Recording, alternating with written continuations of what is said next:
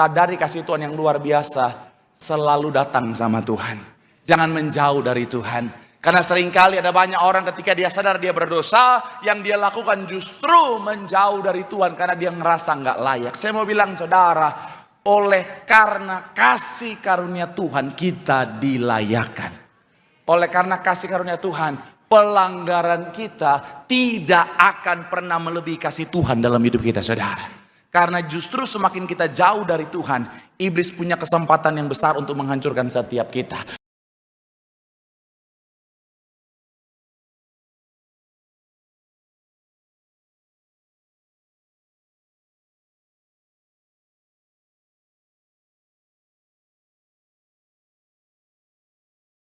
Saudara kita tepuk tangan saudara mengiyalah yang luar biasa. Haleluya, haleluya, haleluya, haleluya, haleluya, haleluya.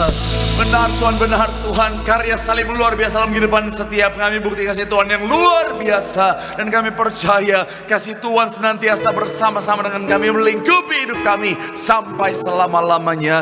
Dan dalam kasih Tuhan kami akan melihat hidup kami pasti diberkati. Pekerjaan bis kami pasti diberkati. Bahkan sampai anak cucu kami, keturunan kami, generasi kami, semuanya juga pasti diberkati Tuhan. Dan dengan ucapan syukur Tuhan, tiba saatnya kami bawa hati kami terima kebenaran firman-Mu, isi hati-Mu Bapa, berbicara bagi setiap kami, ajar, didik, bentuk setiap kami, arahkan kami, dan kami doa. Kami bukan cuma duduk diam jadi pendengar, tapi kami boleh bangkit jadi pelaku-pelaku firman Tuhan, sehingga segala yang sudah Tuhan rancangkan, sudah Tuhan sediakan, itu jadi bagian dalam kehidupan kami. Hamba-Mu diurapi, disucikan, dilayakan, dimampukan, biar kiranya apapun yang disampaikan bukan berasal dari hikmat hamba yang terbatas, tapi semuanya datangnya dari isi hati Tuhan. Karena kami percaya kalau yang disampaikan adalah isi hati Tuhan, pasti ada kuasa, pasti memberkati dengan sempurna.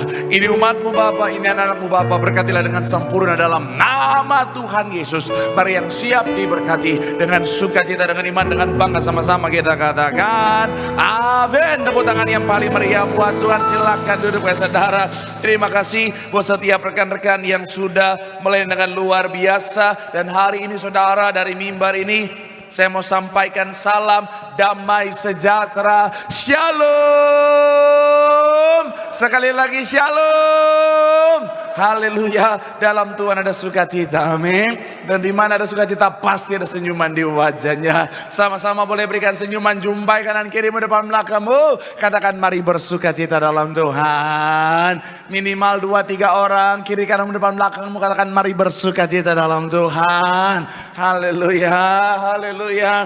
Mungkin saudara menatap saya dan berkata, apa? Senyum Pak Pendeta, sukacita Pak Pendeta. Enggak salah Pak Pendeta. Ini kan lagi Jumat Agung Pak Pendeta. Pak Pendeta nggak lihat kita lagi pakai baju hitam-hitam udah kayak debt collector lagi bertugas Pak Pendeta.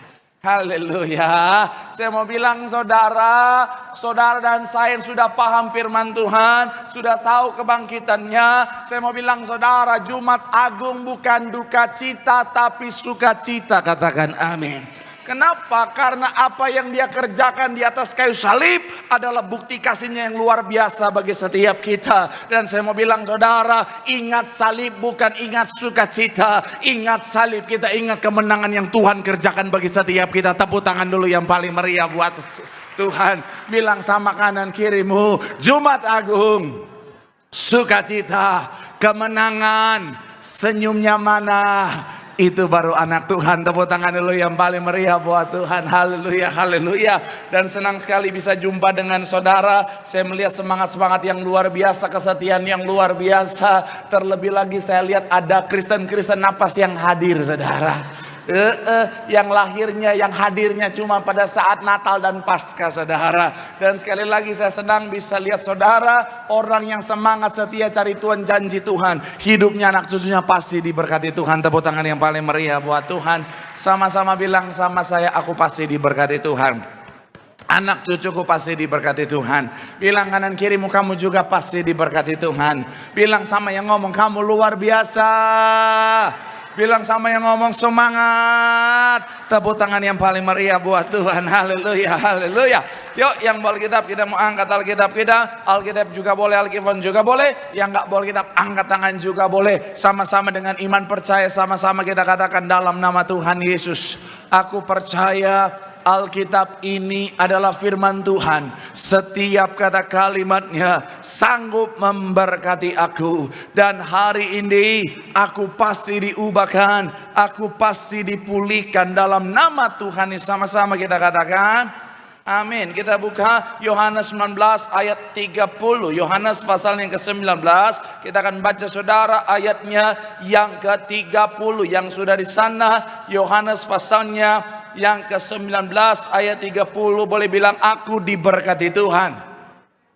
Sama-sama kita baca. 3, iya. Sesudah, sekali lagi saudara, 3, ya. Sesudah Yesus meminum anggur asam itu, berkatalah ia, sudah selesai. Lalu ia menundukkan kepalanya dan menyerahkan nyawanya. Saya mau bilang saudara, esensi dari Jumat Agung adalah apa yang Tuhan Yesus kerjakan di atas kayu salib saudara. Dan ini hal yang penting saudara, bukan hanya untuk dipahami saja, tetapi untuk diresponi dengan benar. Sama-sama bilang sama saya dipahami dengan benar.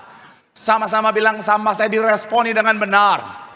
Amin. Kenapa ini penting? Kalau saudara lihat gambar ini saudara, kita bisa melihat bahwa pemahaman akan menentukan tindakan atau respon. Dan akhirnya apa saudara? Tindakan atau respon akan menentukan hasil dalam kehidupan setiap kita. Dan dalam konteks apa yang Tuhan kerjakan di atas kayu salib atau karya salib, ini harus kita pahami dengan benar, supaya kita responi dengan benar, supaya hasilnya apa yang Tuhan kerjakan jadi bagian setiap kita. Dan saya mau bilang saudara, seringkali ada banyak orang Kristen merespon salah karena dia tidak punya pemahaman yang benar. Dan saya mau bilang saudara, bisa-bisa kita bisa kehilangan apa yang sebenarnya sudah Tuhan sediakan melalui karya salibnya. Makanya hari ini saya akan ajak saudara untuk membahas satu tema, yaitu memahami dan meresponi karya salib. Sama-sama bilang sama saya memahami.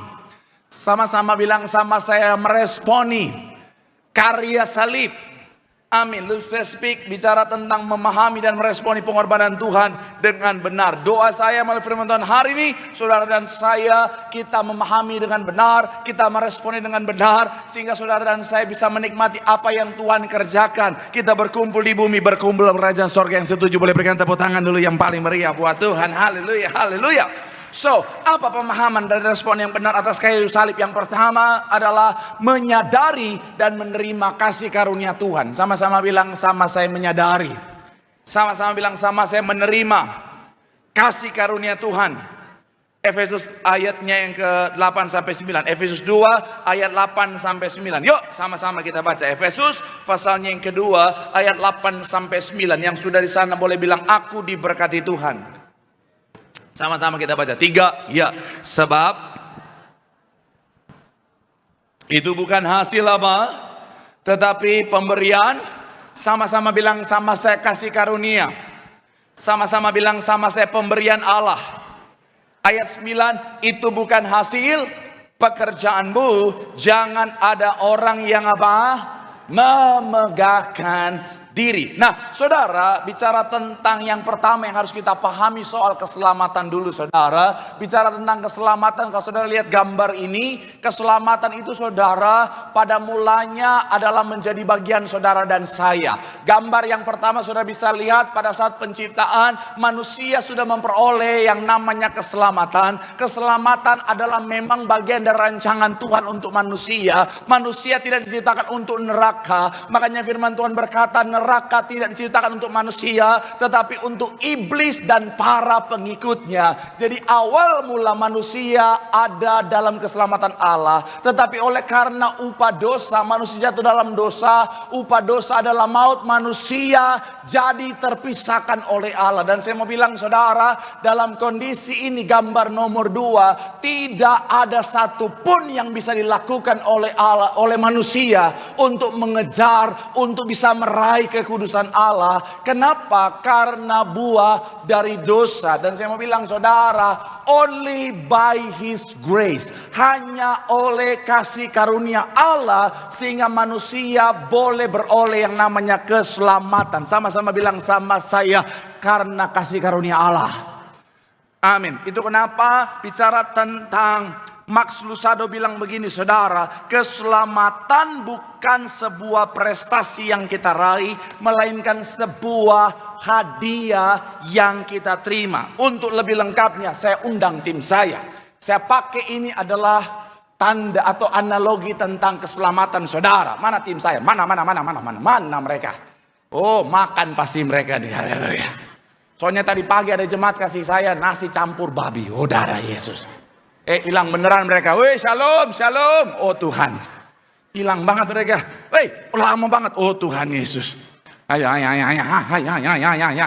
Satu lagi mana? Oh, berdosa. Potong amplop. Ayo. Satu lagi mana? Oh, lagi makan. Oh, lihat. Saudara perhatikan. Zoom. Wajah-wajah habis makan, saudara. Nah, sekali lagi gambarnya boleh munculkan, saudara. Bicara tentang ini, saudara, adalah gambaran tentang keselamatan. Boleh munculkan lagi tadi gambarnya. Jadi poin yang pertama, gambar yang pertama, saudara dan saya manusia, kita dalam penciptaan itu, saudara, bicara tentang menerima keselamatan. Tetapi buah dosa, akhirnya kita kehilangan keselamatan. Sehingga yang tadinya keselamatan ada di tangan kita, oleh karena dosa memisahkan kita dengan Allah, keselamatan jadi terpisah dengan kita. Kemudian saudara, ditandai dengan apa? Tuhan menutup Taman Eden, mengusir manusia dari Taman Eden, saudara, dan menaruh malaikat kerubim untuk menjaga. Analoginya ini dua malaikatnya, saudara. Malaikatnya besar-besar, saudara.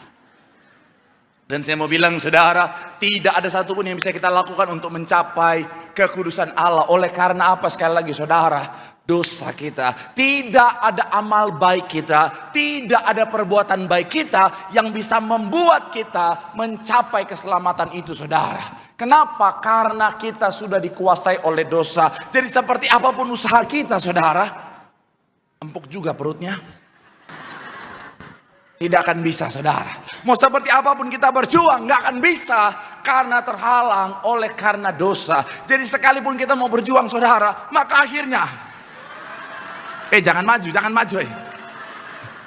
Haleluya. Tidak akan pernah bisa, saudara. Tetapi only by His grace.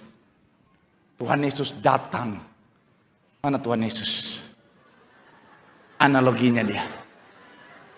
Karena dari semua tim saya, muka dia paling cocok dari Tuhan Yesus.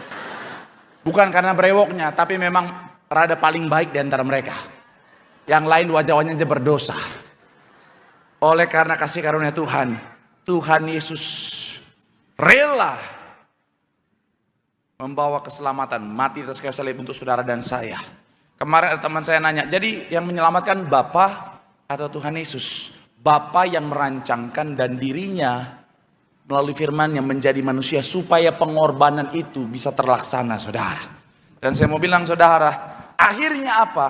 Oleh karena kasih karunia, saya boleh menerima keselamatan. Bukan karena kuat dan gagah saya, bukan karena hebatnya saya, bukan karena layaknya saya, tapi semuanya karena kasih karunia Tuhan. Oke, terima kasih. Silakan kembali dan janganlah berbuat dosa lagi. Haleluya. Pemahaman sudah kita miliki. Yang kedua, masih dalam poin yang pertama, responi dengan benar. Artinya apa? Artinya begini, saudara, sadarilah bahwa kasih Tuhan luar biasa dalam kehidupan setiap kita. Alkitab mencatat dia mengasihi setiap kita sekalipun kita masih berdosa, saudara. Dan memang Tuhan datang bukan untuk orang benar, tetapi untuk orang berdosa supaya mereka diselamatkan. Shalom. Saya mau bilang sekali lagi, saudara, pahami dengan benar, responi dengan benar. Artinya apa, saudara? Sadari kasih Tuhan yang luar biasa selalu datang sama Tuhan. Jangan menjauh dari Tuhan. Karena seringkali ada banyak orang ketika dia sadar dia berdosa, yang dia lakukan justru menjauh dari Tuhan karena dia ngerasa nggak layak. Saya mau bilang, saudara, oleh karena kasih karunia Tuhan kita dilayakkan. Oleh karena kasih karunia Tuhan, pelanggaran kita tidak akan pernah melebihi kasih Tuhan dalam hidup kita, saudara. Karena justru semakin kita jauh dari Tuhan, iblis punya kesempatan yang besar untuk menghancurkan setiap kita. Sama seperti domba yang jauh dari gembalanya, binatang buas punya chance yang besar untuk menghabisinya. Tapi kalau kita melekat sama Tuhan, di situ ada perlindungan Tuhan yang sempurna. Itu kenapa sekali lagi saya mau bilang, saudara, ayo mari sadari, kasih Tuhan luar biasa. Tuhan sudah anugerahkan keselamatan bagi setiap kita. Jangan jauh dari Tuhan, datang melekat sama Tuhan. Hanya dalam hadirat Tuhan ada keselamatan yang Tuhan sediakan. Tepuk tangan yang paling meriah buat Tuhan. Bilang sama kanan kirimu, kasih Tuhan melebihi pelanggaran. Bilang sama yang ngomong, dalam hadirat Tuhan ada keselamatan. Tepuk tangan yang paling meriah buat Tuhan. Haleluya. Memang kalau khotbah-khotbah yang berat memang tenang, itu baru poin yang pertama. Ada yang dari tadi bukan cuma. Saya percaya jemaat di Betos ini, apalagi sesi terakhir ini, dewasa rohani. Amin. Ahli-ahli Taurat masa kini. Yuk, yang kedua, apa pemahaman dan respon yang benar atas karya salib? Yang kedua, hidup dalam pertobatan. Nah ini, sama-sama bilang sama saya, hidup dalam pertobatan. Amin. Ayat yang ke-11 sampai 13 sama-sama kita baca. Roma 6 ayat 11 sampai 13. 3, iya. Demikianlah bahwa tetapi sebab itu apa? Jangan berkuasa lagi di dalam tubuhmu yang fana, supaya kamu jangan lagi apa? Ayat 13, dan janganlah kamu apa? Untuk dipakai sebagai senjata kelaliman, tetapi serahkanlah apa? Tetapi sekarang hidup dan serahkanlah anggota-anggota tubuhmu kepada Allah untuk senjata kebenaran. Saya mencatat di sini saudara, bicara tentang salib menunjukkan betapa mahal harga dosa manusia. Jika Yesus harus menderita sedemikian rupa, maka kita tidak boleh lagi bermain-main dengan dosa. Bicara tentang keselamatan sudah kita terima, tapi bukan berarti kita hidup seenaknya. Keselamatan sudah Tuhan anugerahkan, harus kita kerjakan. Sama-sama bilang sama saya, harus dikerjakan. Amin. Kita lihat gambar selanjutnya saudara dalam PPT kita. Coba kita lihat saudara. Jadi ternyata nggak cuma sampai kepada karya keselamatan Tuhan di atas kayu salib, tapi setelah itu saya mau bilang saudara dan saya, tugas kita adalah mengerjakan keselamatan. Sama-sama bilang sama saya, kerjakan keselamatan. Amin.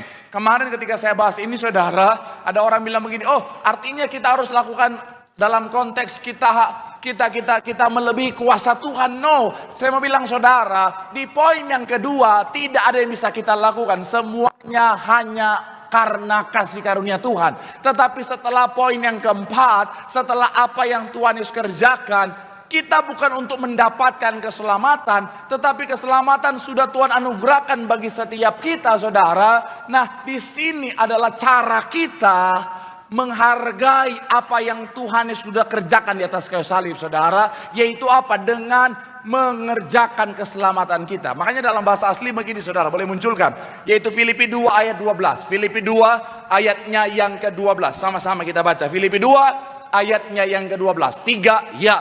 Hai kamu senantiasa apa? Karena itu tetaplah kerjakan keselamatanmu dengan takut dan gentar, bukan saja apa? Tetapi waktu aku apa? Yang menarik kata kerjakan di sini saudara, bahasa aslinya adalah heato, artinya apa saudara? Diri sendiri dan dirinya, artinya Tuhan. Artinya begini saudara, ketika kita mengerjakan keselamatan, bukan semata-mata karena kekuatan kita saja, tetapi ada kekuatan Tuhan di sana yang memampukan setiap kita. Tapi bukan berarti tidak ada bagian kita yang harus kita kerjakan. Karena orang bilang, oh kan ada Roh Kudus. Roh Kudus tidak akhirnya membuat saudara dan saya seperti orang yang hilang kesadaran saudara. Orang yang dipimpin Roh Kudus bukan berarti akhirnya no. Tetapi dalam kehendak bebas yang Tuhan anugerahkan, ada bagian kita yang harus kita kerjakan untuk tetap memilih hidup kita dalam pertobatan. Katakan amin. Makanya kemarin ketika saya bikin video saudara tentang keselamatan ini, ada yang hamba Tuhan serang melalui video. Saya bilang, hati-hatilah. Kalau soal yang lain saya masih cincai. Bahasa roh saya nggak apa-apa, saudara mau bahas bagaimana. Soal baptisan saya nggak apa-apa, saudara mau bahas bagaimana. Tapi kalau soal keselamatan, please pesan saya, belajar sungguh-sungguh. Jangan cuma gelar STH, MTH, doktor, terus nggak belajar sungguh-sungguh soal keselamatan. Keselamatan kalau kita nggak sampaikan dengan benar, jemaat yang Tuhan percayakan kita layani, pemahaman mereka bisa menentukan respon yang salah. Jadi sekali lagi saya mau bilang saudara, apalagi buat para hamba-hamba Tuhan, ayo sungguh-sungguh belajar. Karena di balik apa yang Tuhan anugerahkan ada tanggung jawab yang besar. Bilang, oh kasih karunia silakan. Bebas lakukan apa saja. Akhirnya ketemu di neraka. Pak Pendeta, di neraka kita, iya nih. Terus kita gimana? Nggak tahu. Nggak bisa refund lagi. Coba tim saya maju lagi. Saya mau bilang sekali lagi saudara, kerjakan keselamatanmu, amin. Jadi pastikan apa? Kita menjaga yang namanya keselamatan yang Tuhan anugerahkan. Saya suka kalimat Gembala Sidang bilang begini saudara. Gembala Sidang bilang begini, mari bertobat. Mari bertobat. Mari jaga pikiran, jaga perkataan, jaga perbuatan. Artinya apa? Ada bagian kita yang harus kita kerjakan untuk menjaga keselamatan. Dan tim saya sudah terangkat ke sorga saat tadi. Memang. Udah tahu waktu buru-buru pada hilang kemana lagi ini. Hei, mana ayo ya Tuhan Yesus, dia diam di situ. Oh kita cambuk juga ini saudara. Udah pernah lihat video TikTok? Tuhan Yesus cambuk orang yang pukul dia. Neng. Saya sampai selokan. Nah, saya mau bilang sekali lagi saudara, mengerjakan keselamatan. Keselamatan saya analogikan sebagai tali ini saudara. Tugas kita berjaga-jaga, berpegang teguh kepada keselamatan. Nggak boleh sembarangan, nggak boleh asal-asalan, nggak boleh seenaknya. Hidup dalam pertobatan, amin. Jangan akhirnya bilang, oh tenang. Nanti kalau Tuhan udah mau datang, baru kita bertobat. Nanti kalau Tuhan udah mau datang, kita mau dipanggil Tuhan, baru kita bertobat. Sekarang mumpung masih muda, mari kita ajojing yang memang enak, yang memang enak. Yang memang asik, yang memang asik. Kita nggak pernah tahu kapan waktu Tuhan dalam hidup kita, amin. Makanya kerjakanlah keselamatanmu. Supaya apa? Kapanpun waktu Tuhan pengangkatan terjadi, kita terangkat dan pesta di sorga. Tepuk tangan dulu yang paling meriah buat Tuhan, haleluya. Nah, sekali lagi saudara, pemahaman ini artinya begini saudara. Saudara dan saya, pemahaman yang benar ini akan membuat kita menjaga diri kita jauh dari dosa. Kenapa? Karena begini. Dulu saudara dan saya ada bilang begini, Pak Pendeta, saya kenapa masih jatuh dalam dosa? Karena kita belum ngalamin yang namanya pertobatan yang sejati. Pertobatan yang sejati bahasa aslinya adalah metanoia. Artinya apa? Perubahan pola pikir saudara. Perubahan pola pikir akan menentukan, akan berpengaruh kepada perubahan perspektif kita. Dulu ada banyak orang jatuh dalam dosa karena manusia dulu melihat dosa sebagai keuntungan. Orang akan kembali jatuh dalam dosa ketika perspektifnya terhadap dosa belum berubah. Dia masih lihat dosa sebagai keuntungan, dosa sebagai satu hal yang menarik. Sehingga apa? Ketika dia lihat dosa, dia tergoda. Tetapi orang yang sudah ngalamin pertobatan, metanoia, metamorfosis, perubahan pola pikir, akan berubah cara dia melihat. Dia melihat dosa sebagai satu hal yang menjijikan, saudara. Jadi dulu kata Paulus, segala sesuatu yang kuanggap untung sekarang kuanggap Shalom. Ini Kristen bukan sih? Yang dulu kuanggap untung sekarang kuanggap rugi. Saya pakai analogi rokok. Rokok, dulu saya perokok berat. Nggak percaya? Pemadat dulu. Kalau nggak ngerokok rasanya susah hidup ini saudara. Kenapa? Saya melihat rokok sebagai sesuatu yang menguntungkan. Kalau satu hari nggak ngerokok tersiksa nafas ini saudara. Betul. Jadi kalau saya nggak ngerokok saudara, oh Tuhan, bibir asem pahit. Tapi ketika saya lihat rokok, wah, bahasa saya dulu tak sambung hidup, tak sambung nafas. Kenapa? Karena kalau nggak ngerokok kayaknya nggak nafas gitu saudara. Ini wajah-wajah asbak pasti tahu ini. Nggak usah tipu-tipu, saya bisa lihat wajah-wajah asbak di sini. Wajah-wajah yang suka nyolong korek ada di sini, haleluya. Saya mau bilang saudara, jadi dulu saya kalau nggak ngerokok rasanya tersiksa. Ketika saya lihat rokok saya bilang, oh akhirnya sumber kehidupan. Saya ambil langsung di Samsu, jiwa sampai surga. Enak. Tapi setelah saya bertobat, metanoia, perubahan pola pikir. Saya lihat rokok bukan keuntungan lagi, tapi sebuah kerugian saudara. Sekali lagi saya bukan lagi bahas merokok dosa atau tidak, boleh atau tidak. Terserah deh. Saya udah capek. Kasih tahu jemaat, kan nggak ada Pak Pendeta di Alkitab dilarang merokok. Ya nggak ada. Di pom bensin ada. Ya. Ya. Udah dikasih tahu, capek, saya capek. Udah kasih tahu. Tetap aja baru keluar gereja, ada yang udah di depan, baru keluar gereja udah. Oh. Yang berkuasa. Ingat pendeta, saya mau bilang sama tim saya, tabrak itu. Saya mau bilang keterlaluan sekali ya. Baru keluar roti perjamuan masih di gigi dia udah tarik. Tapi sekali lagi saya mau bilang saudara ya, terlepas dari dosa atau tidak terserah ya. Tapi saya mau bilang yang pasti perokok nggak akan betah di sorga.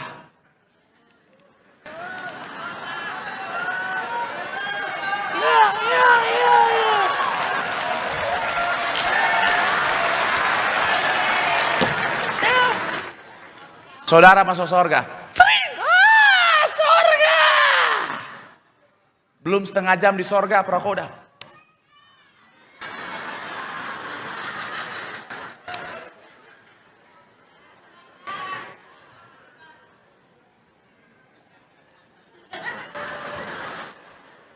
Om Petrus. Ya John. Mau ke depan sebentar. Kenapa? Asem. Udah kalau Om Petrus. Nah kenapa lagi? Ada korek gak? Nggak ada di sini. Terus di mana? Di neraka sana kau pasang. Ya. Pak Pendeta nggak usah larang-larang saya ngerokok deh Pak Pendeta. Istri saya aja nggak ngelarang saya ngerokok. Dia mah orangnya santai Pak. Shalom para pria. Saya mau bilang ya, ini satu rahasia para wanita. Kalau istri biarkan kau merokok, ada artinya dia istri yang pengen cepat kau innalillahi. Betul. Mungkin dia beliin kau rokok nih Pak, sikat Pak. Di pojok atau di teras kau lagi. Dari jauh istri lihat, terus Pak, terus. Tarik terus. Papa dipanggil Tuhan, mama cari artis Korea. Saya mau bilang buat para pria, kalau pasanganmu ketawa barusan, artinya dia pelakunya. Tapi buat anak muda yang belum menikah, mumpung belum terlambat. Shalom para wanita yang belum menikah. Jangan nikahi laki-laki perokok. Kenapa? Karena kesehatannya aja nggak mampu dia jaga, apalagi jagain kamu.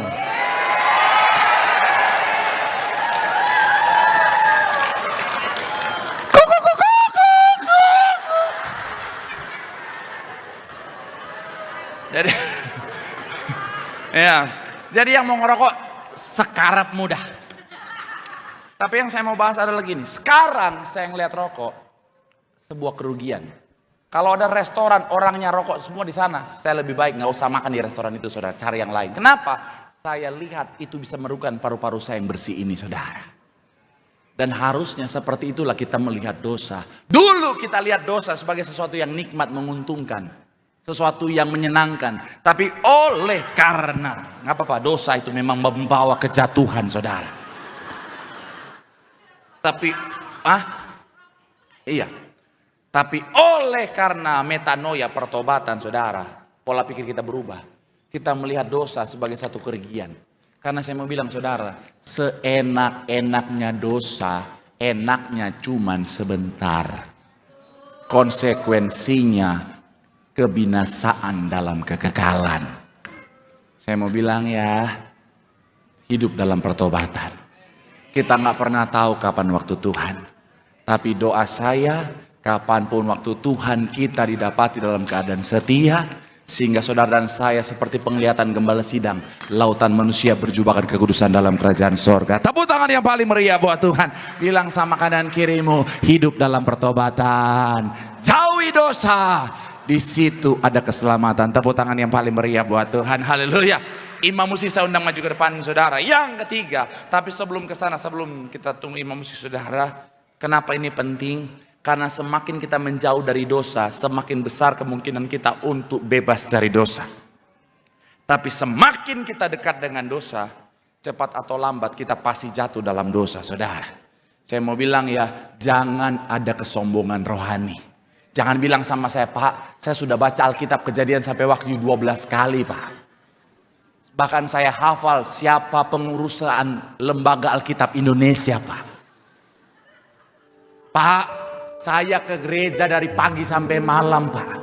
Bahkan orang pikir saya koordinator Tiberias, Pak. Tapi kalau kita masih dekat dengan dosa, percayalah, cepat atau lambat pasti jatuh dalam dosa. Bahkan saya bisa bilang, even hamba Tuhan, kalau dia dekat dengan dosa, tinggal tunggu waktu, pasti jatuh. Betul? Saya bahas lagi, ingat Yusuf? Yusuf, dia digoda tante Potifar, betul ya? Kita jamin, kita sepakat tante Potifar pasti cantik, betul ya? Karena dia ibu pejabat, biaya maintenance pasti mahal. Orang istri kalau biaya maintenance mahal, pasti cantik, Pak.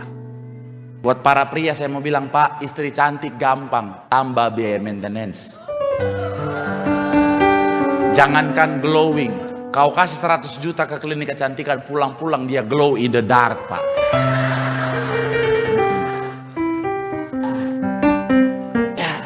Dari jauh kau teriak, menyala istriku. Namanya cocok lantiur. Artinya cahaya, betul toh? Tante Potifar ini cantik. Dia peluk Yusuf, betul ya? Cuman di kamar berduaan. Pertanyaan saya buat para pria di tempat ini. Shalom para pria. Jujur-jujur kita fair ya. Dipeluk wanita cantik di dalam kamar cuman berduaan. Saya nggak nanya. Saya nggak nanya saudara akan jatuh atau tidak. Saya cuma nanya berapa lama kau bisa bertahan. Sekuat-kuatnya imanmu, tinggal tunggu waktu, pasti jatuh. Betul ya? Kalau bilang jatuh atau tidak, nggak usah munafik, nggak usah tidak pak, tidak pak, tidak pak, tidak pak. Karena depan istrimu aja kau ngomong gitu, Pak. Coba kalau nggak ada istrimu, ya Tuhan, terjadilah kehendak-Mu. Dodo. Betul ya, betul ya. Yusuf saja tidak bikin dosa, tapi dia tidak diam dalam godaan itu. Dia lari keluar, betul ya. Kita sepakat para pria, kecuali nggak normal nih ya. Kalau normal, udah dalam situ Yusuf diam, dipeluk si tante Potifar yang cantik. Terus dia cuman, tante, jangan lepasin aku. Setuju sama saya? Cepat atau lambat Yusuf pun jatuh, betul ya. Makanya sekali lagi saya mau bilang saudara, jauhi dosa. Jangan bawa dirimu sedekatnya sama dosa. Jauh, sejauh-jauhnya. Supaya apa? Kau bisa tetap hidup dalam pertobatan yang sejati. Tepuk tangan yang paling meriah buat Tuhan. Yang ketiga, apa pemahaman dan respon yang benar atas karya salib? Yang ketiga, mempersembahkan hidup kita seutuhnya untuk Tuhan. Sama-sama bilang sama saya, mempersembahkan hidup yang seutuhnya untuk Tuhan.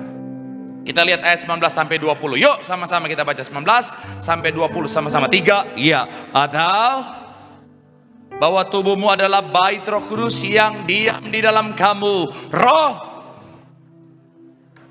dan bahwa kamu bukan apa?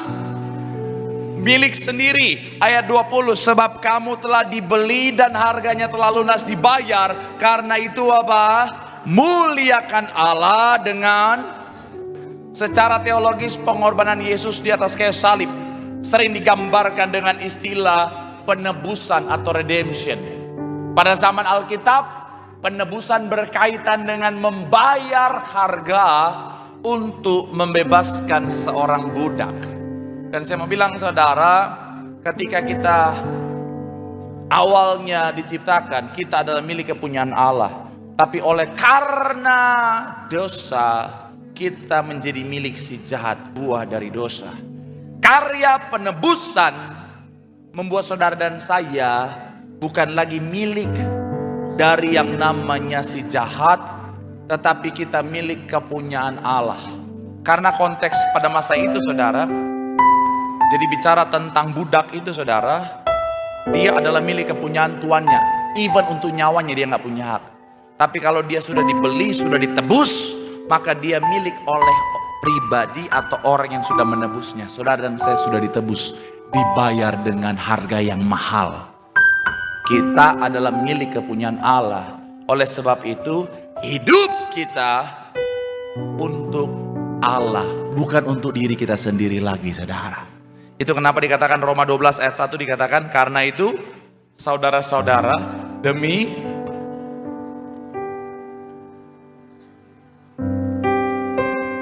mempersembahkan tubuhmu sebagai persembahan yang hidup, yang kudus dan yang berkenan kepada Allah, itu adalah apa?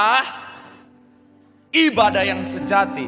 Saya pernah bahas beberapa minggu yang lalu, yang menarik dari kata ibadah dalam bahasa Ibrani adalah avoda. Avoda itu artinya ibadah. Tapi yang menarik, kata yang sama juga bicara tentang pelayanan, juga dipakai untuk kata bekerja.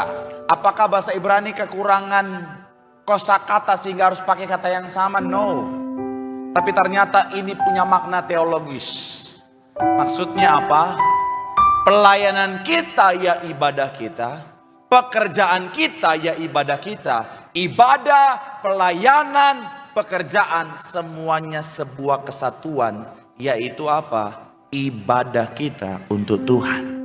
Makanya Rick Warren bilang begini saudara, penyembahan jauh lebih dari sekedar musik. Penyembahan adalah gaya hidup. Artinya memberikan diri kita sepenuhnya kepada Tuhan. Ada banyak orang berpikir ibadah itu ketika kita di gereja. Mau kemana? Ke ibadah. That's it. Itu ibadah. No.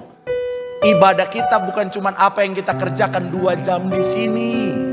Ibadah kita yang sesungguhnya adalah keseluruhan hidup kita. Mohon maaf banget. Percuma saudara 2 jam di gereja nangis-nangis.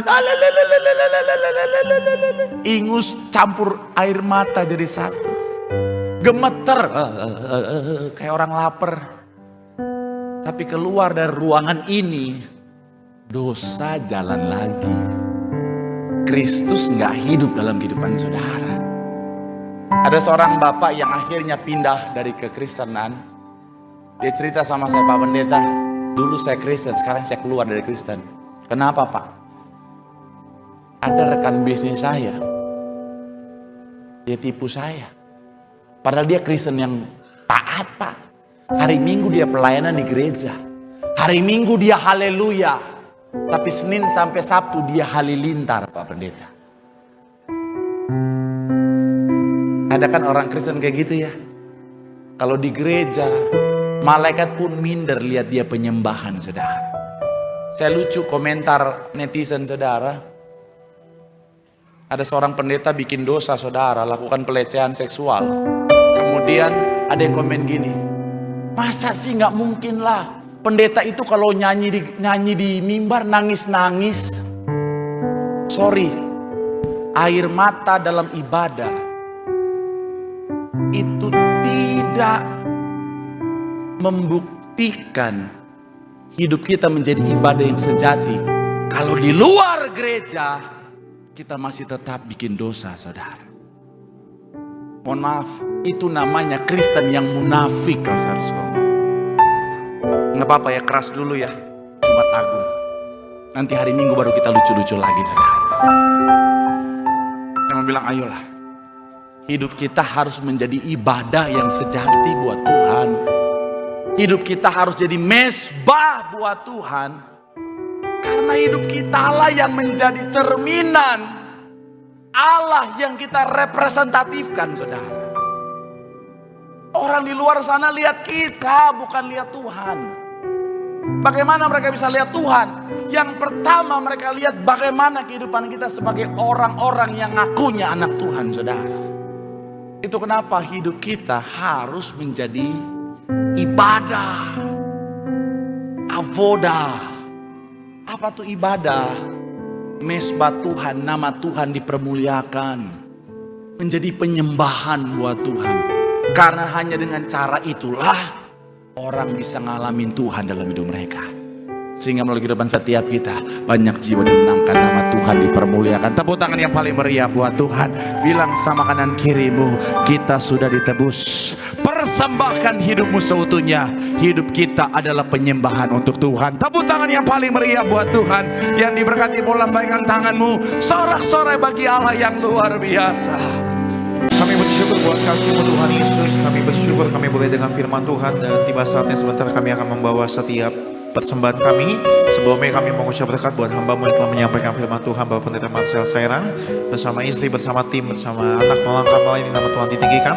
Banyak jiwa dimenangkan bagi kerajaan Allah. Sebagai rasa syukur kami mengasihi Tuhan, kami akan membawa setiap persembahan kami. Tuhan memberkati setiap tangan-tangan yang memberi, setiap rupiah, setiap persembahan, semuanya untuk memperlebar kerajaan Allah. Berkati setiap karir, studi, bisnis, proyek, toko dagangan, usaha umat-Mu, karir umat-Mu. Diangkat Tuhan naik menjadi kepala, berhasil.